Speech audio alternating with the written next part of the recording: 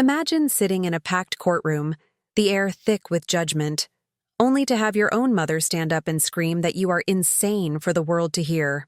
My name is Evelyn Cross, and my mother wanted the court to believe I didn't even deserve my own name. It was a shocking moment of family betrayal where the woman who birthed me tried to strip me of my dignity to steal my grandmother's legacy. I sat in a chilling silence, watching as she used my deepest childhood traumas as proof of my instability, leaving me humiliated and shamed. She didn't know that I was a senior fraud investigator, and I was keeping the receipts. The truth was about to be revealed in a way that would turn the entire case into a criminal nightmare for the real villains. What happened next changed everything, starting with a single devastating question from the bench that stopped my mother's heart. Then, the judge leaned forward and asked something that would finally bring the justice and vengeance I had worked so hard to calculate in the dark. I sat there, my spine pressed against the cold wood of the witness stand, feeling every eye in that courtroom burning into my skin. My mother, Elena, didn't just point a finger. She lunged forward, her voice cracking like a whip as she screamed that I was mentally incompetent. Behind her sat my stepfather, Leonard, silent, hands folded, watching me like a banker watches a spreadsheet. It was a calculated betrayal, a public execution of my dignity, orchestrated by the woman who was supposed to be my protector. She demanded a conservatorship, a golden cage to lock me in while she and Leonard took the keys to the family drama.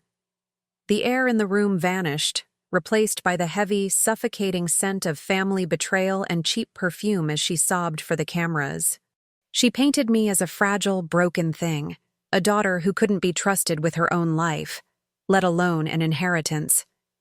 I could hear the whispers starting, the poor Elena, and the judgmental glances cast toward me. The unstable one. It was a masterclass in humiliated theater, a performance meant to strip me of my self-worth before the judge even looked at the facts. I watched her face, the way her eyes darted to the lawyers, checking to see if her shocking accusations were landing with the intended force.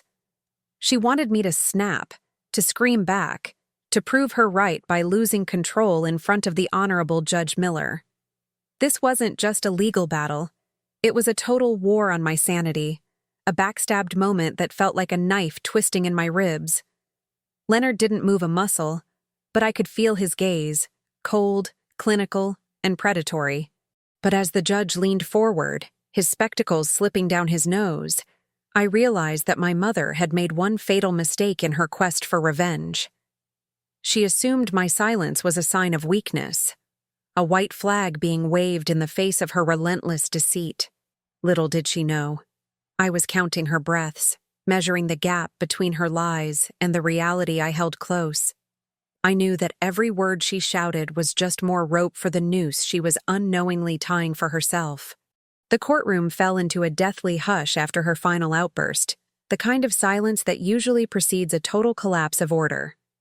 My lawyer nudged me, a silent question in his eyes, but I didn't even blink as I stared directly at the woman who birthed me. I felt the karma of the room shifting, the energy vibrating with the weight of what was about to happen next.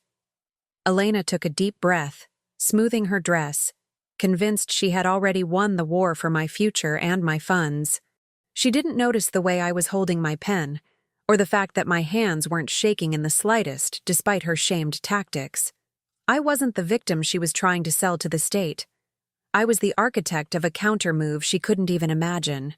The truth was about to become a very sharp weapon, but first, I had to let her believe her narrative was the only one in the room. I let the incompetent label hang in the air, a heavy fog that was about to be burned away by a cold, hard light. My mother expected a breakdown, a theatrical display of grief that would confirm her shocking narrative of my mental instability. Instead, I gave her nothing but a wall of absolute, chilling silence that seemed to vibrate through the entire courtroom. It's a strange thing, watching someone try to drown you and realizing you've learned how to breathe underwater. I knew that explaining my emotions would only feed her family drama, giving her more evidence to twist and turn against my self-worth. The more she screamed about my supposed episodes, the more my stillness began to feel like a physical weight pressing against her chest. I didn't cry. I didn't interrupt. And I certainly didn't beg for the justice I knew was eventually coming. I let her accusations hover over us like a dark cloud, knowing that the more she talked, the more she exposed her own desperation. It was a strategic payback, a choice to let her own words become the evidence of her irrational, deep-seated betrayal. The judge watched us both, his eyes moving from her frantic gestures to my motionless silhouette, and I could tell he was looking for a crack. But there were no cracks today, only the reinforced steel of a woman who had finally decided that her dignity was not up for debate. I stayed calm because I knew that in this arena, the first person to lose their cool is the first person to lose the case. This was the ultimate reclaiming of my power, an invisible shield that her screams simply couldn't penetrate. I saw the confusion start to flicker in her eyes when she realized I wasn't going to play the role she had written for me. She wanted a fight, a messy public family betrayal that would justify her need for control, but I denied her that satisfaction. Silence is a weapon that doesn't leave a mark, yet it cuts deeper than any insult or shouted lie ever could. I was letting the court see the insane woman sitting quietly, while the concerned mother looked like she was losing her mind. Every time she looked at me, hoping for a flinch or a tear, I simply adjusted my posture and stared at the clock on the wall. I wasn't just being quiet. I was being precise, using the time to observe the tiny details of her crumbling lead facade. I noticed the way her hands trembled when the silence lasted too long, a sign that she was terrified of the void I was creating. She thought she was the one in control, but by refusing to engage, I had effectively stolen the steering wheel. This wasn't about being mental. It was about being methodical, a silent investigator in the middle of her own life's wreckage. I let the doubt do the heavy lifting, knowing that the courtroom's atmosphere was slowly turning against the woman who couldn't stop yelling. I couldn't believe how easy it was to win by doing absolutely nothing, just waiting for the right moment to strike. My silence was the fuse, and the explosion was coming from a place she hadn't even thought to look yet. Suddenly, the air in the room shifted from tension to cold-blooded cruelty as my mother pulled out a folder of yellowed papers. She began reading from my private therapy records from when I was 14, files she shouldn't have had, but kept locked away like ammunition since I was a minor. She took those raw adolescent words and weaponized them, twisting a temporary heartbreak into vital proof of a lifelong family betrayal. She was determined to use my past to destroy my self-worth. It was a backstabbed move that felt like she was digging up a grave just to throw the dirt back in my face. She shared intimate details of my teenage struggles with my colleagues and the firm, ensuring my reputation was humiliated beyond repair. I saw my boss look away in what I can only describe as professional disgust and pity. She wasn't just fighting for money.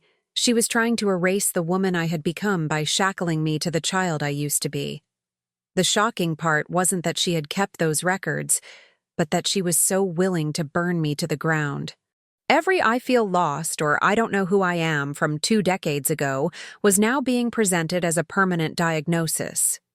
This was her version of revenge, a psychological autopsy performed in front of a live audience of judges, lawyers, and former friends. She wanted the world to believe that I was a broken clock, forever stuck at the moment of my greatest sorrow.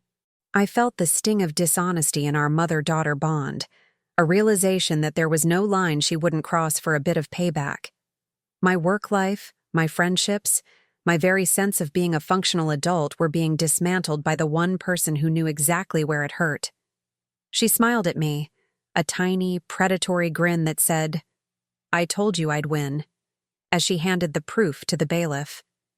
The shamed feeling was overwhelming, but underneath it, a new kind of cold fire was starting to burn. She thought that by destroying my reputation, she would leave me with nothing to fight back with, no ground to stand on. But what she forgot is that when you burn everything down, you also clear the field of all the distractions. My past was a weapon she chose to wield, but she didn't realize that I had spent years learning how to disarm attackers. She was playing a game of emotional checkers, while I was preparing for a legal and financial chess match. As she sat back down, looking triumphant and smelling of victory, I realized that she had finally given me the permission I needed. I no longer had to worry about protecting her feelings or maintaining the good daughter image she had just shattered. The truth of her malice was now on full display, and it was the most liberating thing I had ever experienced. She had used her best weapon, and I was still sitting there, silent, ready to reveal the real monster in the room. Within 48 hours of that court session, my life as I knew it had essentially been placed in deep freeze. The firm I had dedicated 10 years to put me on administrative leave for risk, a polite way of saying I was a liability. My colleagues suddenly found reasons to be elsewhere when I walked into a room. There was only one person who kept showing up: Daniel, quiet, consistent, and not asking questions I wasn't ready to answer. The bank accounts tied to the inheritance were frozen solid, leaving me with a dwindling personal fund and a mountain of legal fees. I felt the weight of humiliated stares at the grocery store, imagining everyone knew the secret of my supposed mental incompetence. It's a terrifying thing when a lie is so loud that the truth can't even find a place to sit down. My self-worth was under siege, but I knew that this was exactly what she wanted: to isolate me until I broke. Friends who had promised to be there through anything suddenly stopped answering texts, their silence a testament to how easily doubt can poison a well. This was a family betrayal that had spilled over into every corner of my existence, leaving no stone unturned in its quest for my destruction. I was being shamed into a corner, expected to wither away while the legal process slowly ground my future into fine, unrecognizable dust. The karma I had always believed in seemed to be taking a very painful detour. I spent nights staring at the ceiling, wondering if justice was just a word people used to make themselves feel better. Every door that slammed shut felt like a physical blow, a reminder that my mother's revenge was working exactly as she had planned. I couldn't believe how quickly the world could turn its back on someone based on the desperate screams of a woman with an agenda. But even in the darkness, a small voice in the back of my mind kept whispering that a frozen lake is still a lake. I had been pushed out of the circle, but being on the outside gave me a perspective I never could have had from within. I saw the patterns of who stayed and who left, the architecture of the lies being built around me. This wasn't the end of my story. It was the beginning of a different kind of investigation, one where I was the only detective. My reputation was frozen, yes, but ice can be sharp, and I was about to start carving out a path to the truth. The world thought I was waiting for a miracle, or perhaps just waiting for the inevitable collapse that would prove my mother right. Little did they know, I was busy turning my administrative leave into a full-time job of deconstructing the woman who tried to erase me. I wasn't just going to defend myself, I was going to dismantle the entire system of lies she had built. The vengeance I was seeking wasn't loud or messy. It was going to be calculated, cold, and absolutely undeniable. I woke up one morning with my grandmother's voice ringing in my ears. "Honey, people lie, but numbers don't." It was a simple mantra from a woman who had survived more family drama than most. I realized I had been trying to fight an emotional war with feelings when I should have been using the cold, hard logic of a balance sheet. I stopped explaining my sanity to people who didn't want to hear it and started investigating the one thing that never hides. I pulled out every bank statement and spreadsheet I had regarding the estate. Even with the accounts frozen, I'd downloaded months of statements before the hearing, a habit from my job as a fraud investigator. I was no longer a victim. I was a forensic specialist on a mission for the ultimate payback. I organized the data into categories, color-coding every transaction as if I were preparing a case for a high-stakes corporate trial. My dignity was being rebuilt with every formula I entered. It was a slow, meticulous process, the kind of work that would bore most people, but gave me a sense of absolute power. I was reclaiming my narrative by following the money, leaving the mental incompetence drama to the people who preferred fiction. I cross-referenced dates of my mother's visits to my grandmother with the activity on the main accounts. The shocking part was how much you can see when you stop looking at the person and start looking at their math. I spent hours in the library, the only place I felt safe from the humiliated looks and the constant noise. With every cup of cold coffee, I felt the justice of the situation beginning to tilt back toward me. I wasn't just a daughter being backstabbed. I was a professional using her best skills to protect the legacy of the woman who truly loved her. The truth wasn't in a therapy report from 20 years ago. It was in the present, buried in decimal points. I began to see patterns that no one else had bothered to look for, anomalies that whispered of a much deeper and darker betrayal. There were gaps in the records that didn't make sense, small withdrawals that added up to a massive invisible hole in the inheritance. I felt a surge of self-worth every time a number didn't add up, knowing that each mistake was a breadcrumb leading me closer to the real monster. My grandmother's method was working. The investigation was turning from a hobby into an obsession, a way to survive the shamed existence I had been forced into. I was finding things that made my blood run cold, things that proved the insane daughter was the only one truly paying attention. The truth was staring at me from a spreadsheet, a jagged line of greed that cut right through my mother's carefully constructed facade. I was just one document away from turning the tide, and I knew exactly where to look. The breakthrough happened at 3:00 a.m., when the jagged lines of my spreadsheet finally converged into a clear picture. I found a series of large, irregular withdrawals totaling exactly 48,200, a number that felt like a punch to the gut. I cross-referenced these dates with my grandmother's old wall calendar. Every single sack occurred within 48 hours of a visit from my mother, a pattern of family betrayal that was as consistent as a heartbeat. It wasn't just a coincidence. It was a systematic draining of the estate, a slow-motion backstabbed maneuver performed under the guise of care. I felt a wave of shocking clarity wash over me, replacing the fog of the courtroom with the sharp, cold edge of a weaponized truth. This was the revenge I needed, not for myself, but for the woman who had worked her whole life to leave me a future. My mother wasn't trying to protect me. She was protecting her own theft. I couldn't believe the audacity of it, the way she had looked me in the eye while she was pocketing the very money she claimed I was too unstable to manage. Each withdrawal was a stab at our history, a piece of duplicity to the family legacy she had tried to pin on me. I felt my self-worth surge back into my chest, a solid, unbreakable core that no shout could touch. I had the numbers, and as my grandmother always said, the numbers were the only things that couldn't lie. I started digging deeper into the reasons given for these transactions, finding vague notes about emergency repairs that never actually happened. It was a masterpiece of lead accounting, a house of cards built on the assumption that I was too broken to ever look at the foundation. This was the justice I had been praying for, a trail of greed that led directly to the woman who had tried to destroy my life. The karma was finally catching up to her. I realized then that her mental incompetence accusation was the ultimate projection, a smokescreen designed to keep everyone's eyes off the ledger.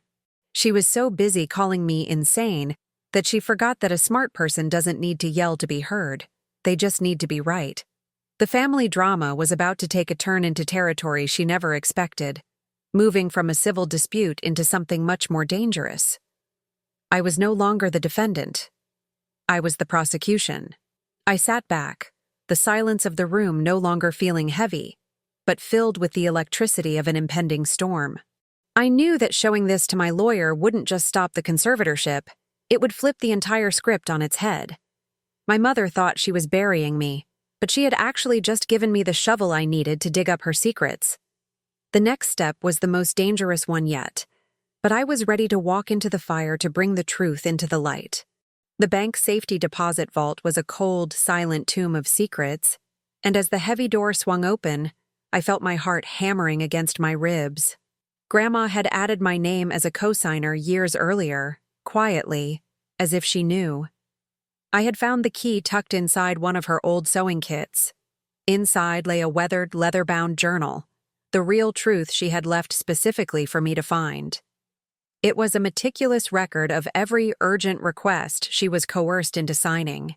I flipped through the pages, my eyes blurring as I read my grandmother's shaky handwriting, describing how she felt pressured and confused by Elena's constant demands. This was the ultimate betrayal, a documented account of elder abuse hidden in plain sight. I felt a surge of justice and a crushing weight of sadness as I realized how lonely she must have been.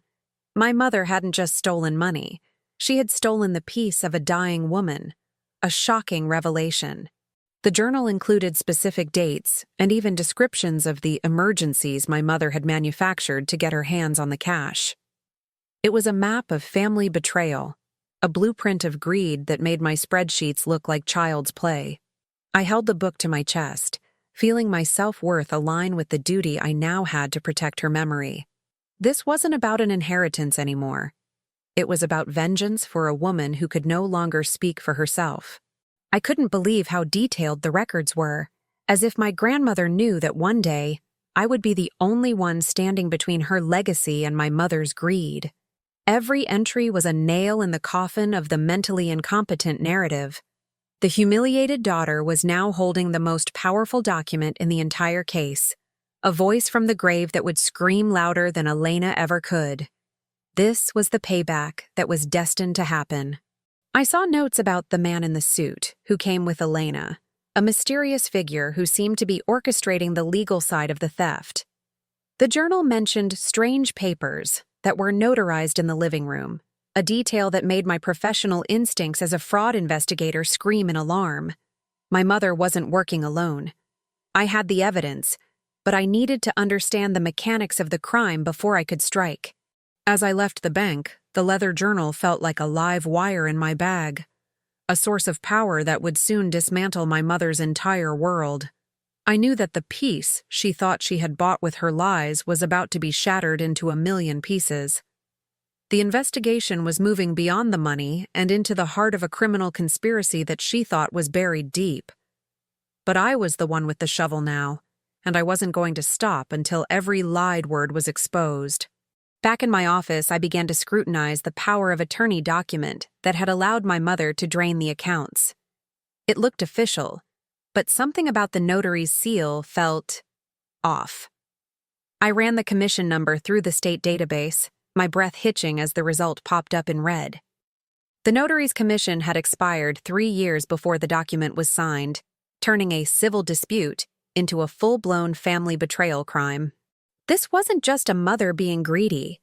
This was a deliberate, calculated act of forgery and fraud that carried a heavy prison sentence. I felt the karma of the situation vibrating through my fingertips as I realized I was no longer just fighting for an inheritance. I was looking at a felony, a shocking breach of the law that would strip my mother of her freedom and her fake dignity. The justice I was seeking had just upgraded to a potential federal indictment. I couldn't believe she had been so sloppy, but then again, criminals always think they're the smartest people in the room. She had bet on my silence and my supposed instability to keep me from ever looking at the fine print of her light existence. This was the ultimate payback, a technicality that would explode like a grenade in the middle of her carefully constructed legal strategy. My self-worth was no longer tied to her opinion of me. It was anchored in the facts. I felt a dark sense of revenge wash over me as I imagined the look on her face when the judge saw that the legal documents were nothing but scraps of paper. She had tried to have me declared incompetent to hide the fact that she was a common thief with a bad notary. This was a backstabbed move that had finally circled back to hit her from behind, a perfect loop of poetic and legal justice. The family drama was about to become a headline. I didn't call her and I didn't send a warning. I simply scanned the document and sent it to my attorney with a one-word subject line: fraud. I knew that from this moment on, there was no going back to the way things were, no healing or closure that didn't involve a pair of handcuffs. The shamed feeling I had carried was gone, replaced by the clinical precision of an investigator who had just found the murder weapon. My mother had played a dangerous game. The stakes had been raised so high that the air in the room felt thin, charged with the energy of a total, unavoidable collapse. I was watching the woman who raised me walk straight into a trap she had set for herself, and for the first time, I felt no pity. She had chosen the path of deceit to our family, and now she was going to have to live with the consequences of her own choices. The vengeance was no longer a dream. It was a scheduled event. As I traced the final destination of those stolen thousands, a name kept appearing in the shadows: Leonard Hale. I realized with a jolt of shocking clarity that he was the one moving the pieces, the mastermind behind the entire family betrayal. He appeared at the margins of every transaction, the indirect destination for nearly every dollar my mother had siphoned from my grandmother. Leonard was the architect of my misery, the one who whispered the mentally incompetent script into my mother's ear. He was the parasite who had found a host in my mother's greed, orchestrating a backstabbed maneuver that would leave him rich and me destroyed. I felt a cold, sharp anger, the freezing kind that makes you precise. This was the justice I needed to pursue, the real monster hiding behind the woman who birthed me. I wasn't just a daughter being pushed around anymore.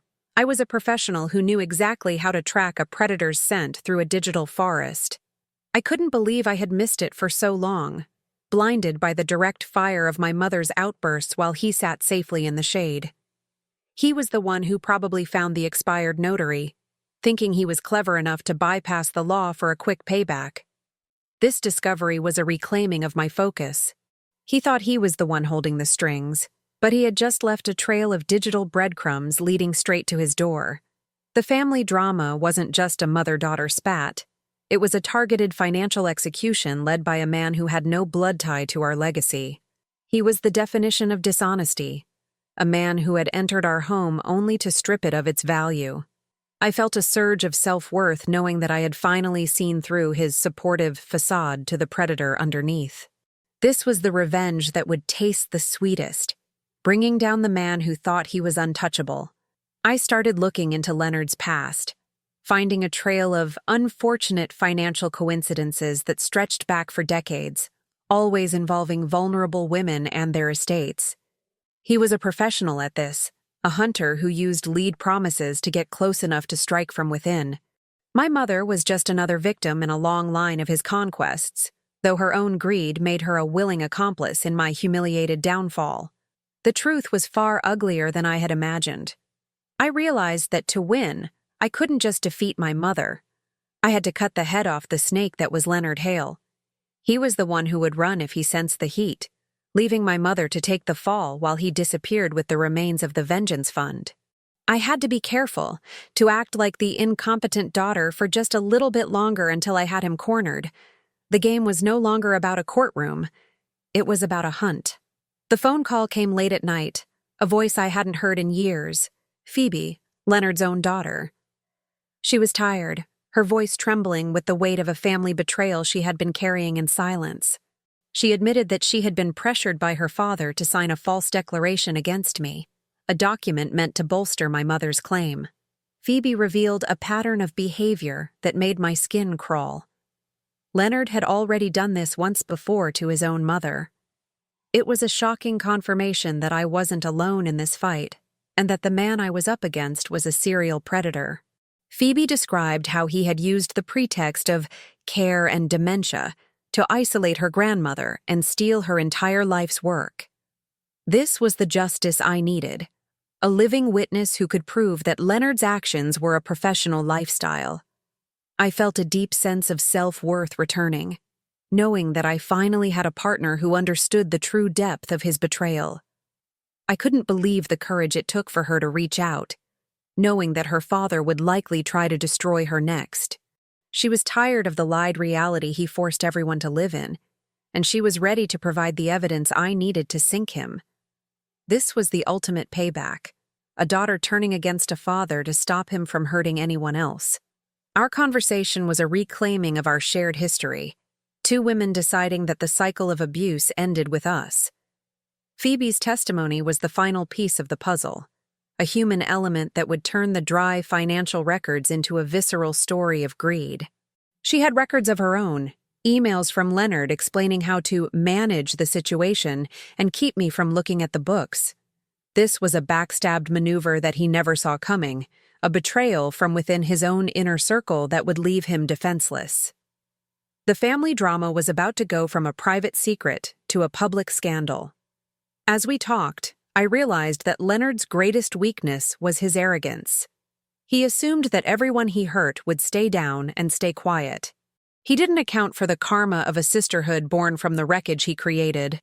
I felt a surge of vengeance that was pure and focused, a desire to see him face the same humiliated public end he had planned for me.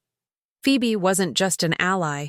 She was the key to unlocking the cage Leonard had built around my family. We hung up with a plan in place, a coordinated strike that would happen in the middle of the next court hearing. I felt a sense of peace that I hadn't known in months, a calm that comes from knowing the truth is finally on your side. The truth was a heavy weapon, and I was finally strong enough to wield it with the precision it required. Leonard Hale thought he was the master of the game, but he was about to find out what happens when the pieces start playing for themselves. Following the advice of my powerhouse attorney, Helen Ward, I stepped back into the shadows and began playing the long game with cold-blooded patience. We didn't confront my mother or Leonard. Instead, we responded to every legal motion with a chata and minimalist approach. I acted the part of the defeated, exhausted daughter, allowing them to believe their family betrayal was working perfectly. It was a strategic reclaiming of my future, letting my enemies relax until their guard was completely dropped. By appearing quiet and broken, I gave them the room to commit more errors, to get sloppier with their lies and more arrogant with their spending. I watched from a distance as they began to celebrate their victory, unaware that every celebratory dinner was being documented as part of a larger payback. This was the ultimate test of my self-worth, staying silent while they dragged my name through the mud. I knew that the justice I was building was far more important than a temporary defense of my pride. I couldn't believe how easy it was to manipulate them simply by fulfilling their expectations of my weakness. They were so blinded by their own revenge that they couldn't see the trap I was carefully laying right beneath their feet. Every insane label they threw at me was just more fuel for the fire that would eventually consume their entire operation. This was a masterclass in vengeance through restraint, a lesson in how the quietest person in the room is often the most dangerous. Helen and I met in secret, reviewing the growing mountain of evidence that now included Phoebe's testimony and the forensic audit of the fraud. We were waiting for the perfect moment to strike, the one where they would have no way to retreat or deny the truth of their actions. This wasn't just about winning a case, it was about ensuring that they could never hurt another family with their backstabbed tactics. I felt a surge of dignity every time we added a new piece to the file. The waiting was the hardest part, the nights spent alone while the world still looked at me with humiliated pity. But I had Daniel, who never stopped showing up, and I had the image of the courtroom in my mind, the moment when the incompetent daughter would speak with 1,000 truths. I was the architect of their downfall, and I was enjoying the slow process of watching them walk toward the edge. The family drama was almost over, and the final act was going to be a masterpiece. I kept my head down at work, accepting the administrative leave with a quiet nod, knowing that my return would be a triumph. I was protecting the legacy of my grandmother by being as meticulous and patient as she always was. The karma was coming, not like a lightning bolt, but like a rising tide that would eventually drown everything they had built on lies.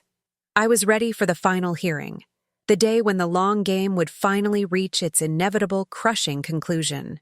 The day of the final hearing arrived, and the air in the courtroom was thick with my mother's rehearsed grief and Leonard's smug presence.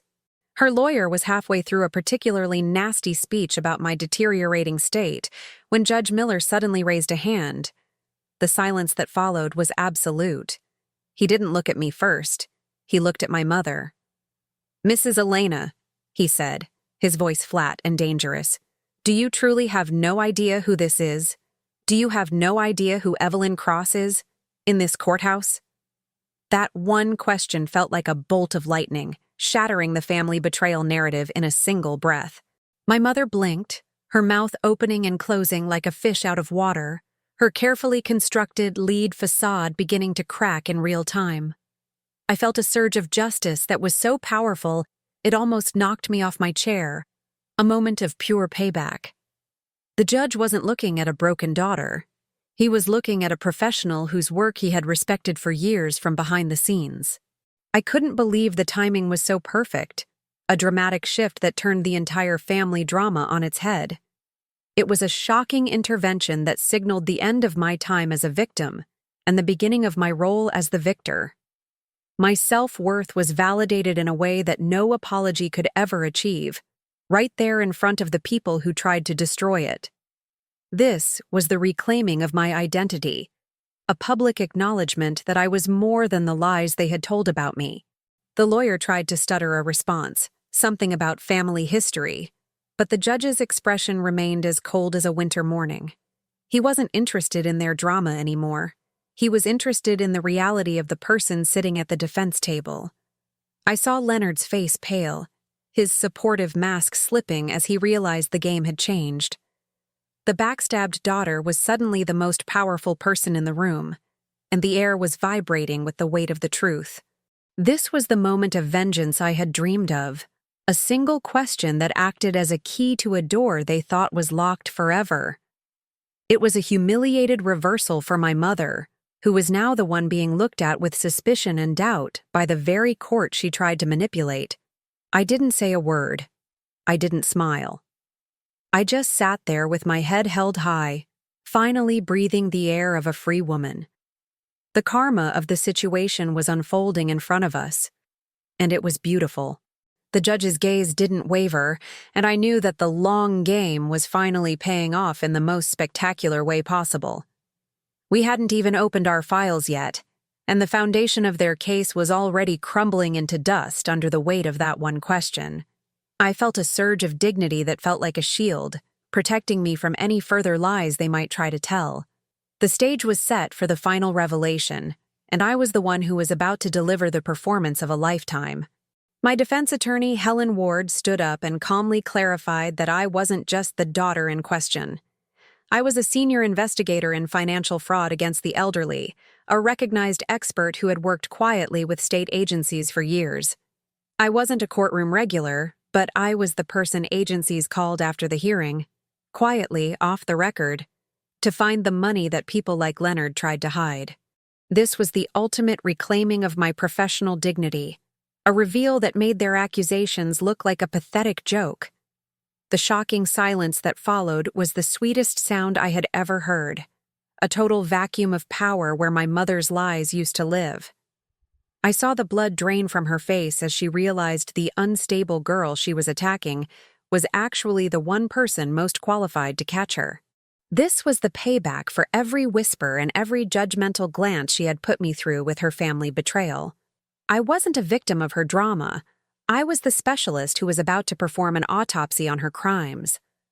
I couldn't believe how small she looked in that moment, stripped of her manufactured authority and her lied narrative by the simple truth.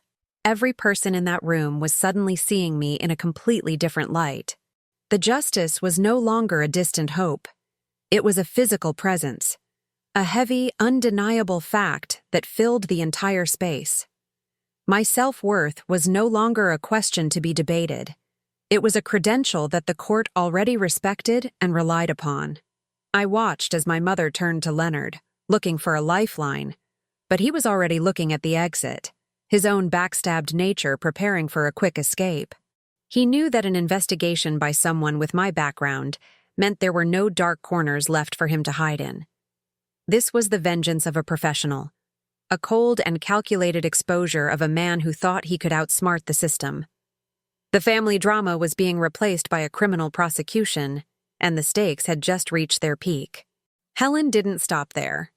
She laid out my career achievements and my history with the state, ensuring the record reflected the absolute absurdity of the conservatorship petition. The humiliated looks were now directed solely at my mother and her legal team, who were scrambling to find a way to save their crumbling reputations. I felt a surge of dignity that made me feel taller, stronger, and more connected to my grandmother's legacy than ever before. I was the woman she raised me to be. This reveal was the pivot point, the moment where the mental incompetence play became evidence of malicious intent on their part. They had tried to gaslight a professional fraud investigator, a move so arrogant and stupid that it almost felt like a gift from the universe. The karma of their choice was a perfect irony, a tragedy for them and a triumph for the truth I had worked so hard to protect. I was ready to present the files, to show the world the numbers that never, ever lie. With the court still reeling from my identity reveal, Helen began to lay out the evidence we had meticulously gathered during the long game. She presented the bank statements with the $48,200 in irregular withdrawals, the color-coded spreadsheets, and the chronological timeline of my mother's visits. Then she produced my grandmother's leather-bound journal, the voice from the grave that documented every instance of family betrayal in haunting detail. The shocking clarity of the records left the courtroom breathless. Each document was a hammer blow to the lead narrative they had built, a systematic deconstruction of their greed and their cruelty. When Helen presented the fraudulent power of attorney with the expired notary seal, my mother's lawyer literally dropped his pen in a moment of pure payback. This wasn't just a win. It was a total annihilation of their credibility, a justice that was as precise as a surgeon's scalpel. I felt my self-worth solidify with every piece of paper that hit the judge's desk. I couldn't believe how quickly the atmosphere in the room changed from a family dispute to a crime scene investigation. My mother's lawyer tried to object, but his voice was weak and lacked the conviction of someone who still believed they could win. The backstabbed feeling I had lived with for months was being replaced by a sense of absolute power as my own work was validated by the court. This was the reclaiming of my grandmother's legacy, ensuring her final wishes were protected. The journal entries, read aloud in the quiet courtroom, painted a picture of a woman who was manipulated and scared by her own daughter. A family betrayal so deep it made people in the gallery gasp. I watched my mother shrink into her chair, her humiliated posture a mirror of the shame she had tried to force upon me just weeks ago. The vengeance wasn't in the punishment yet, but in the exposure, the light of reality burning through her deception. She had no more words. I saw the judge's face harden as he reviewed the expired notary commission, a technicality that turned her civil petition into a criminal fraud referral. This was the karma of her arrogance, the simple mistake that would end her freedom and her fake dignity once and for all. I didn't need to say a word. The numbers, the dates, and the handwriting of a dying woman were doing all the talking for me. It was a masterpiece of evidence, a narrative of greed that was undeniable. The room felt charged with the energy of a final, inevitable collapse, a feeling of justice that was both heavy and incredibly light. I looked over at Leonard, who was now sweating profusely, his mastermind facade having completely disintegrated under the weight of the truth. He was no longer the man in the shadows. He was the primary target of a fraud investigation led by the woman he tried to bury. The next move was the judge's, and I knew that whatever happened next, the truth had already won. Sensing the total collapse of their narrative, my mother's lawyer stood up and frantically attempted to withdraw the petition, hoping to end the proceedings. He tried to frame it as a family reconciliation move, a desperate, lied attempt to avoid the criminal consequences now looming over the room. But Judge Miller wasn't having it. He leaned over his bench, his voice echoing with authority. He refused the request with a sharp gesture, transforming the civil hearing into a formal referral for financial exploitation and fraud. The shocking turn of events left my mother frozen in her seat. The realization that she couldn't just quit the game she had started hitting her like a physical blow.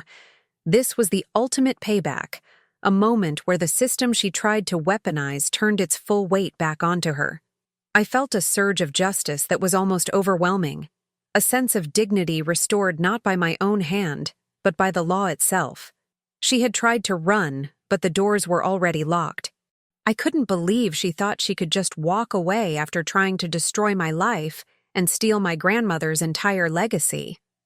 Her attempt to escape was the final proof of her guilt, a coward's move in a high-stakes game of backstabbed promises and greed. This was the reclaiming of the courtroom's purpose, moving from a theater of lies to a house of accountability in a single decisive moment. The family drama was now a matter of state law, a transition that made her screams seem like a distant memory. I watched as her lawyer tried one last weak argument, but the judge had already begun signing the orders for the criminal referral. The humiliated look on my mother's face was no longer a performance. It was the genuine terror of someone who had finally run out of exits. This was the vengeance of the truth, the way it traps those who try to bury it until they have nowhere left to hide. The karma was no longer a philosophical concept. It was a legal reality.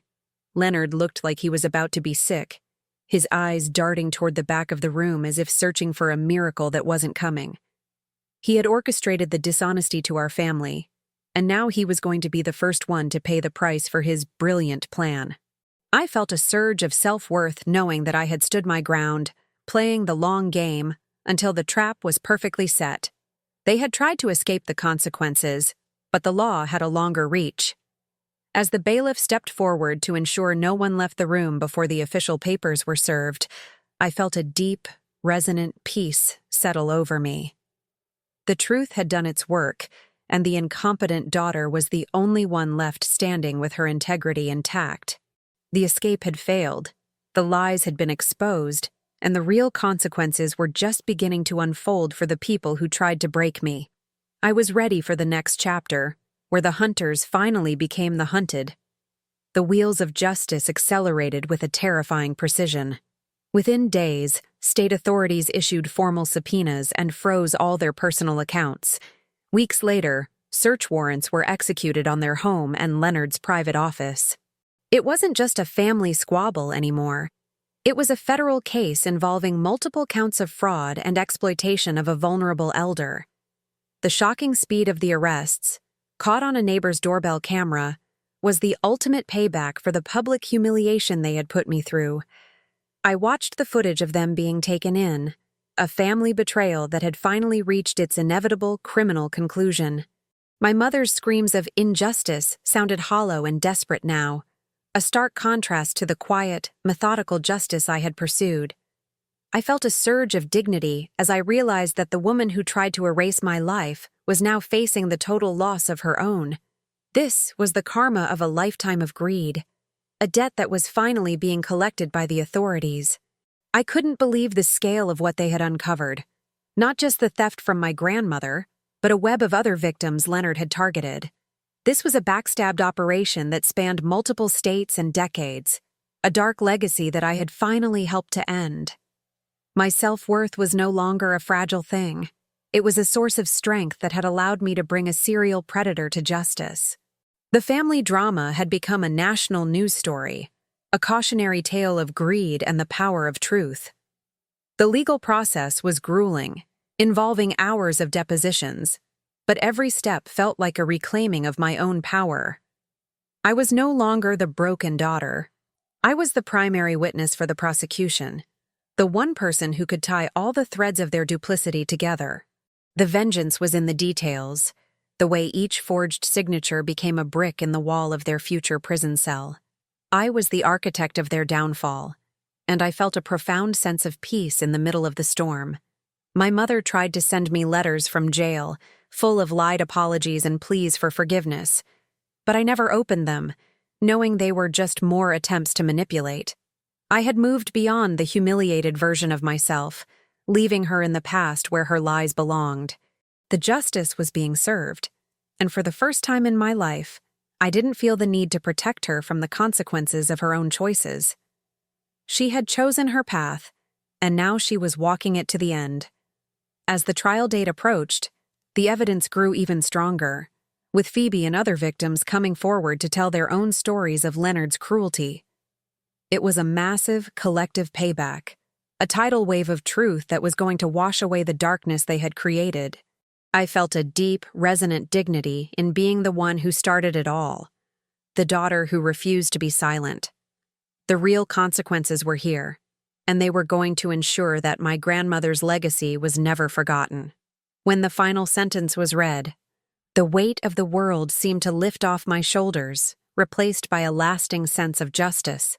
My mother and Leonard were sentenced to significant prison time, their assets seized to pay back the estate, and the legal mental incompetence label was officially erased. The inheritance was released, but more importantly, my grandmother's sanctuary was returned to my care, safe from their greed forever. It was a total restoration of my life, a reclaiming of the peace they had tried so hard to steal. I walked back into my firm not as a risk, but as a hero, my reputation not just restored, but enhanced by the sheer professional skill I had shown. My colleagues who had turned their backs were now offering humiliated apologies, but I accepted them with a quiet, distant grace, knowing who my real friends were. This was the ultimate payback, seeing the world recognize the truth of who I was and the strength of the self-worth I had built. I had survived the ultimate family betrayal, and I had come out stronger. I couldn't believe how different the air felt in my grandmother's house, no longer heavy with the scent of her fear, but filled with the light of her memory. I spent my first night there in months, sitting in her favorite chair and feeling a deep connection to the woman who had trusted me. This was the vengeance that mattered, not the suffering of my enemies, but the preservation of something beautiful and true.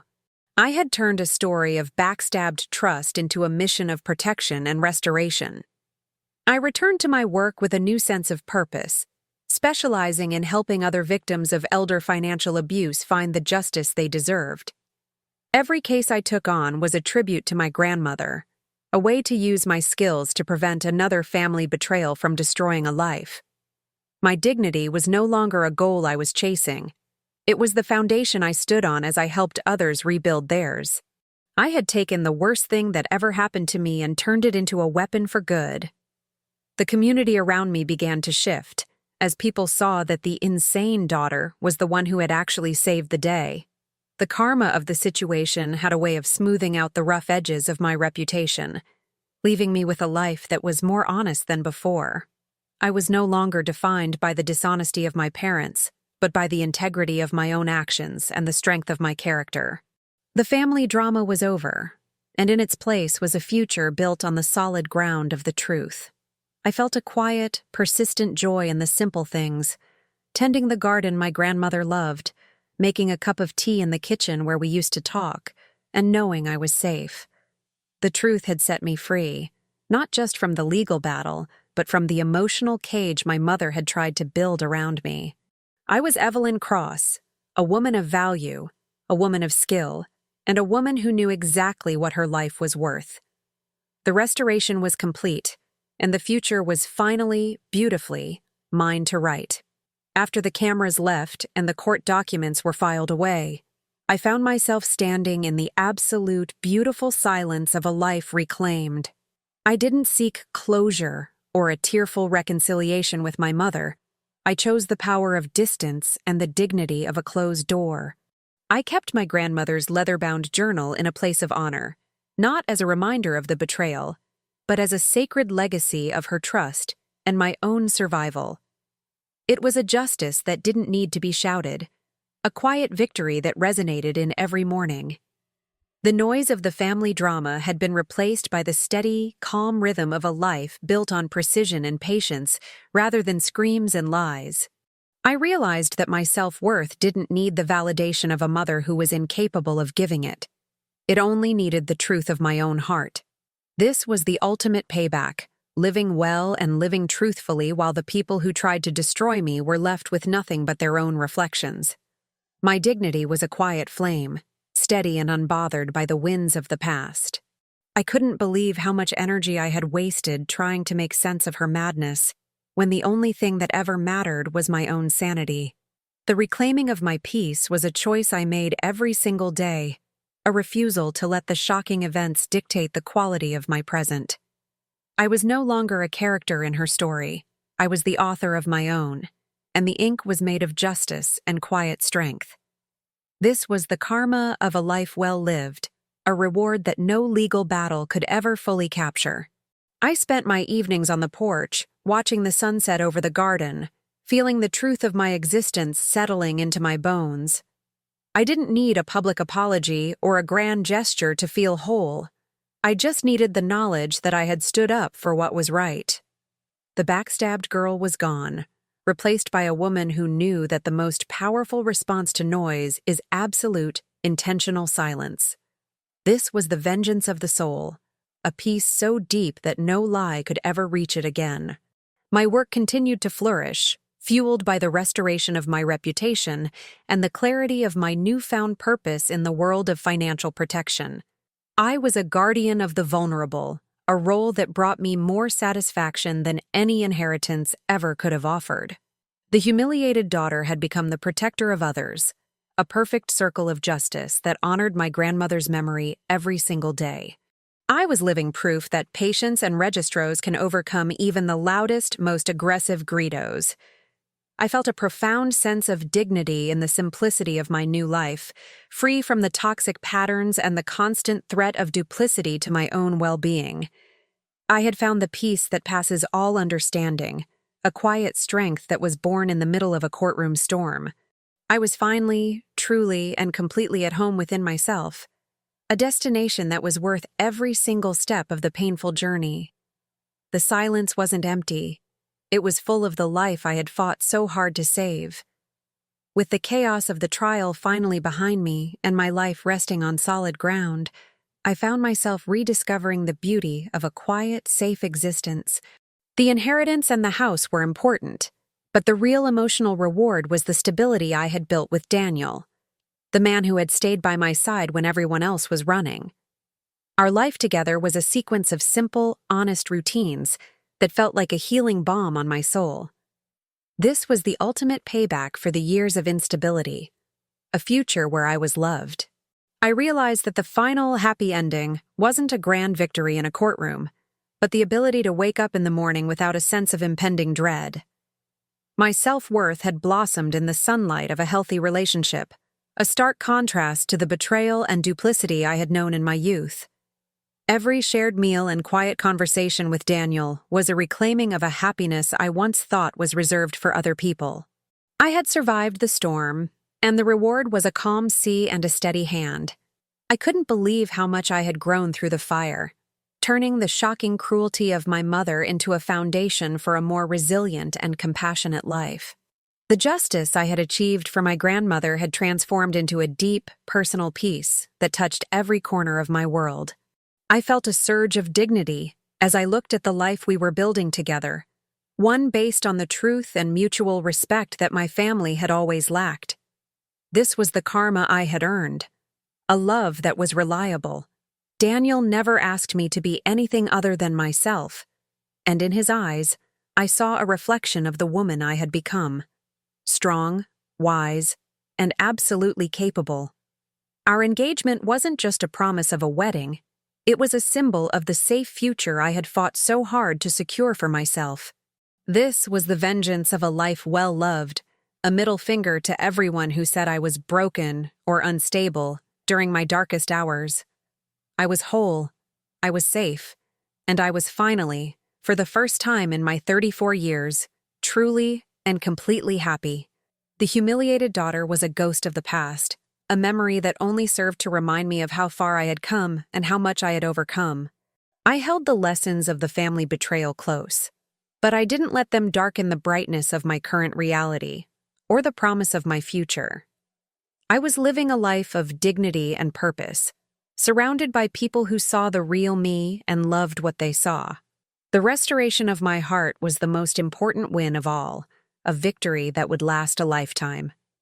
As I sat with Daniel on the porch of my grandmother's house, looking out over the life I had saved, I knew that the journey had been worth it. The gritos were gone, the lies were exposed, and the only thing left was the quiet, beautiful truth of a woman who had finally found her home. I was Evelyn Cross, and I was living a life that was worth every struggle, every tear, and every silent, strategic move I had ever made.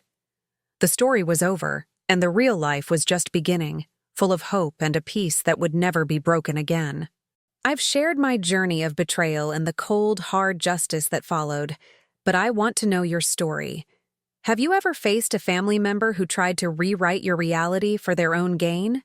It's a heavy question, I know, but sometimes sharing our experiences with karma and reclaiming our power is the first step toward true healing. What was the smoking gun in your life? That one piece of evidence, or that one person who finally saw through the lied facade of a toxic relative? Leave a comment below, and let's discuss the strength it takes to keep your dignity when the people who should love you the most are the ones who have backstabbed you. If this story of vengeance and precision resonated with you, please subscribe to the channel and turn on notifications so you never miss another deep dive into the shadows of family secrets. There are so many more stories of payback and restoration to tell, and I want you here with me as we uncover the truths that others try so hard to bury. Stay sharp, stay patient, and remember that numbers and the truth never lie.